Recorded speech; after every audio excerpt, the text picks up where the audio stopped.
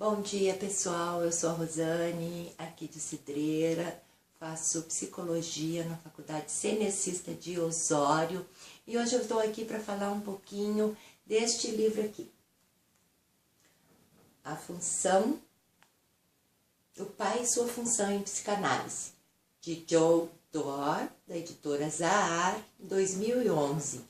É um livro fininho, de 112 páginas, é uma leitura bem agradável, uma linguagem bem compreensível e ele traz vários tópicos, né? Ele traz a função da psicanálise, a natureza da cultura, a proibição do incesto, do homem ao pai, do pai ao homem, o pai real, o pai imaginário, o pai simbólico, a função da dialética edipiana, a função dos pais e seus avatares, a gênese freudiana na noção da fora-oclusão e a função paterna e seu fracasso.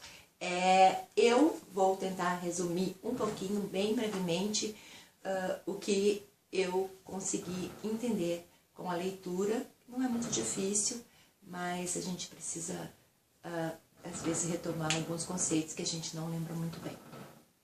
O pai, em primeiro lugar, na psicanálise, o pai é uma entidade simbólica que coloca em ordem uma função. Essa função paterna, ela constitui uma estrutura psíquica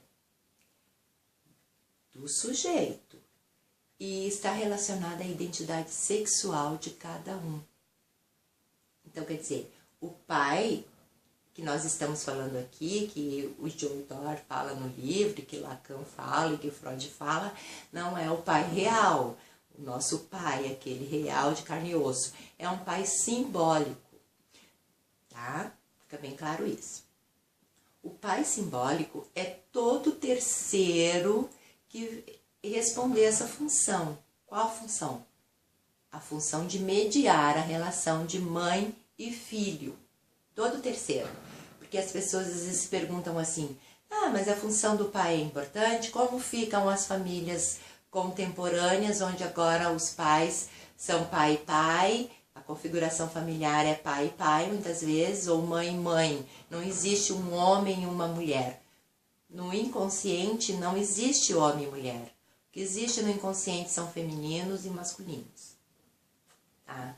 O pai, então, simbólico, simboliza a parte masculina, a mãe, a parte feminina. Por isso que esse pai simbólico, ele constitui, ele se relaciona, ele está relacionada com nossa constituição de sujeito e também com a nossa identidade sexual. Tá? Então, não existe homem e mulher. Isso aqui é o pai simbólico, também não é o pai real. A criança, quando ela nasce, ela não é sujeito. Ela é só um assujeitado.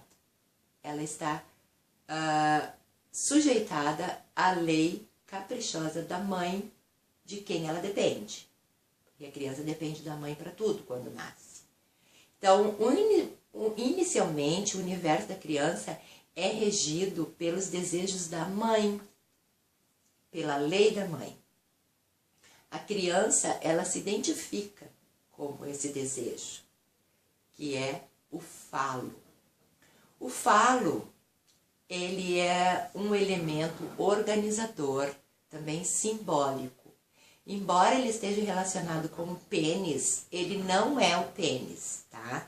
A gente tem que ter um certo cuidado aí, o autor frisa bem isso também, que o falo não é o pênis, mas ele não entra em detalhes do falo nessa obra aqui. Ele fica mais em cima do pai simbólico. Mas não tem como não falar do falo, porque é justamente o falo que vai organizar a diferença do sexo. A maneira como os sujeitos se relacionam, né? Então, ele organiza essa parte. Ele também simboliza o desejo do outro. A mãe, inicialmente, o bebê é o falo da mãe, é o seu objeto de desejo. Tudo é para o bebê. O bebê, ele se vê assim, como o objeto de desejo da mãe, inicialmente. Até que entra o pai em cena, né? A criança, então, ela começa a perceber que existe um outro alguém, não é só ela e a mãe, e que a mãe não tem só ela por desejo, ela também deseja o pai. Então a criança começa a ver o pai como um privador, um frustrador, um estranho. O pai real não precisa ser assim, um privador, um frustrador, mas a criança inconscientemente ela percebe o pai assim. E isso é necessário, que essa percepção seja feita assim, para que a criança comece a deslocar o falo, para que a dinâmica do deslocamento do falo se inicie. A criança precisa perceber o pai assim. Então, a criança começa então a perceber depois que não é só o pai que deseja a mãe, mas a mãe também deseja o pai. Então, ela reconhece que ela tem um objeto de desejo, que é a mãe, mas que o pai é que a possui. Isso é tudo inconscientemente e simbolicamente, não é na vida real. A criança não fica pensando, então o meu pai é o meu rival. Não, não é assim. As pessoas às vezes pensam assim também, eu não quero que meu filho pense que eu sou um frustrador. Não, também não vai pensar. Ele vai, isso tudo ocorre no inconsciente. E essas coisas é preciso que ocorra no inconsciente para que ele se constitui sujeito. Porque só a partir dessas dinâmicas, desses deslocamentos, que ele vai se estruturar como sujeito. Tá? Então, quando a criança começa a perceber que a mãe também sente o desejo pelo pai, esse deslocamento se inicia. Assim, o falo, o objeto de desejo, ele vai se deslocando em direção ao pai. E a criança começa a ir em direção da lei do pai. Nesse processo de simbolização, ela revela duas atitudes novas. Quando ela começa a ver esse falo se deslocando em direção à lei do pai. Ela se identifica com o objeto que satisfaz o desejo do outro, ela se identifica com aquele objeto lá que satisfaz o desejo do outro, e também o desejo, ela começa a perceber que o desejo de cada um deles está submetido à lei do desejo do outro. O desejo dele está submetido à lei do desejo do outro, do pai, ou da terceira pessoa que existe nessa relação. A partir daí, segundo Lacan, a criança começa a se constituir como sujeito. E diferentes protagonistas podem ocupar um lugar específico nessa configuração. Por isso que se fala que não importa se é homem ou mulher que está ocupando essa função de pai. Porque o importante é que uma mãe não pode ser o pai. E o pai, ele não pode ser a mãe. O que pode acontecer numa relação é que a mãe, numa relação entre mãe e filho, ela ocupe o lugar do pai.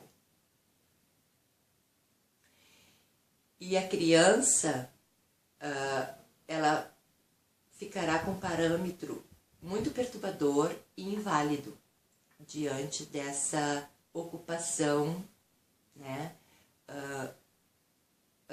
Ocupação de espaço que não é dela, não é o lugar dela aquele lugar. E isso faz com que a criança tenha os seus parâmetros um pouco perturbados e inválidos na trajetória edipiana da criança. Muitas vezes, por onipotência da mãe, a função materna não tem lugar na relação. A mãe muitas vezes acha que só ela consegue satisfazer as necessidades do bebê e só ela faz tudo muito certo e que o pai não sabe fazer nada. E ela invalida o pai nessa relação. Então, provavelmente esse deslocamento do falo não acontecerá. E a criança, ela ficará preso na mãe e ela sofrerá, então, o que Lacan fala de falta de filiação. Ela vai ser aprisionada, porque a mãe renegou a função paterna, né? E a criança jamais se reconhecerá como filho ou filha de um pai. O que Lacan denomina de nome do pai. Portanto, é importante que toda mãe dê lugar aos pais, ou aquela pessoa a terceira pessoa mediadora da relação. E que cada uma delas cumpra a sua função. As frustrações no desenvolvimento da criança são necessárias, é preciso para que ela se constitua como um sujeito completo. Espero que tenha gostado, foi isso que eu aprendi, foi isso que eu li, e é só um resuminho, porque nesse pequeno livrinho aqui tem outras coisas muito mais profundas e interessantes, e eu sugiro a leitura, porque ela é muito, muito gratificante. Até mais, beijo.